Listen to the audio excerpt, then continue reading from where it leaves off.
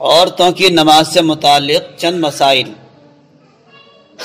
عورتوں کو مسجد و عیدگاہ میں مردوں کے ساتھ جماعت کی نماز میں شامل ہونا جائز نہیں ہے۔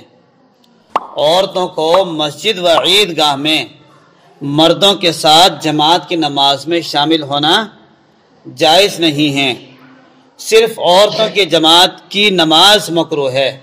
اگر صرف تنہا عورتیں جماعت کریں تو ان کی نماز جماعت کی نماز مکروہ ہے، اور اگر وہ اپنی جماعت بنائیں، اگر وہ یہ مکروہ فعل کرنا بھی چاہتی ہیں، یعنی کہ جماعت کرنا چاہ رہی ہیں، تو پھر اس کا طریقہ یہ ہوگا ان کی امامت کرانے والی آگے نہ کھڑی ہوگی۔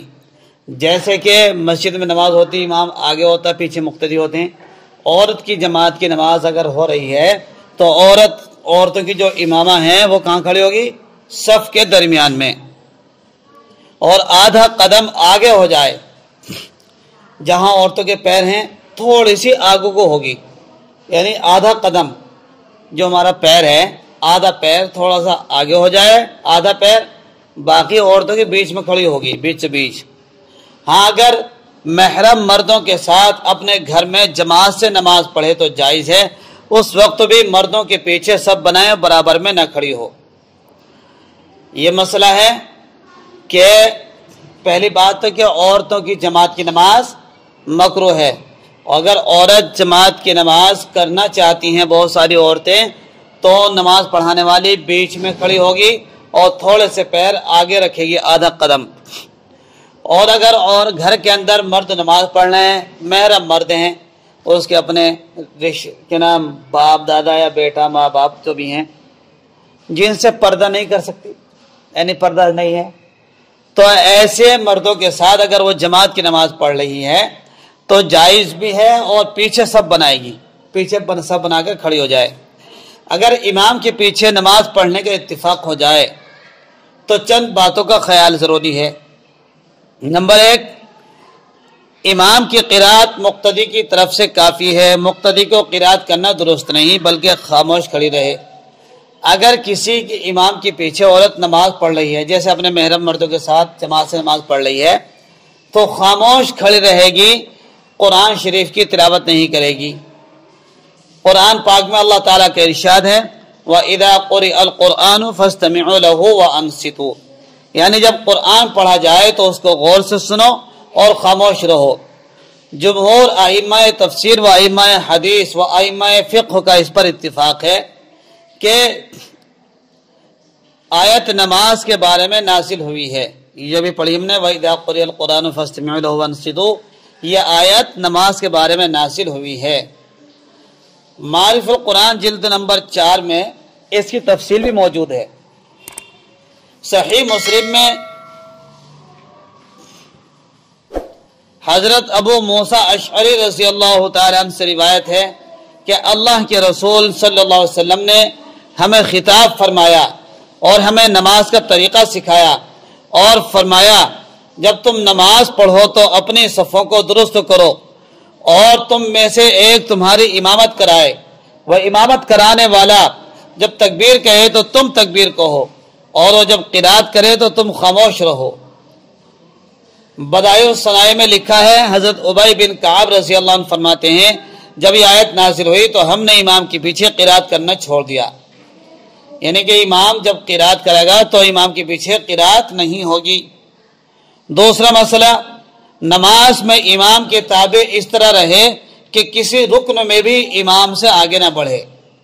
کیا مسئلہ؟ دوسری چیز کہ جب امام جماعت کے ساتھ عورتیں نماز پڑھ رہی ہوں یا مرد نماز پڑھ رہے ہوں، یہ دو بات تو الگ آ گئی۔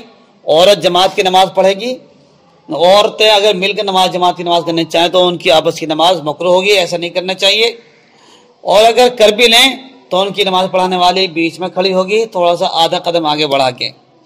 اور اگر امام اگر محرم مردوں کے ساتھ نماز پڑھنے کا اتفاق ہو گیا تو اس کی اجازت ہے، کر سکتی ہیں۔ جیسے گھروں کے اندر ہم بھی کئی مرتبہ ایسے کر چکے، گھر کے اندر جیسے بارش پڑ رہی ہے، لاک ڈاؤن میں نماز پڑھانا کھڑے گئے، پیچھے عورتیں کھڑی ہو گئی، اپنے نماز شروع ہو گئی، تو اس میں کوئی حرج نہیں ہے۔ البتہ اس کی چند رعایتیں ہیں، یعنی کہ نماز میں جب عورت نماز پڑھے گی مرد ہو تو مقتدی جتنے بھی سب خاموش کھڑے رہیں گے، نماز میں امام کے تابع اس طرح بھی رہیں گے کہ کسی بھی رکوع میں امام تو بھی ہے رکوع میں سے کھڑا ہوا وہ سجدے میں پہنچ گئے، مقتدی مرد ہو یا عورت ہو، امام کھڑا نہیں ہوا پورا بھی سجدے میں جانے والا تھا، اس نے کہا اللہ اکبر وہ جھٹ سجدے میں، تو ایسا نہیں کرنا چاہیے۔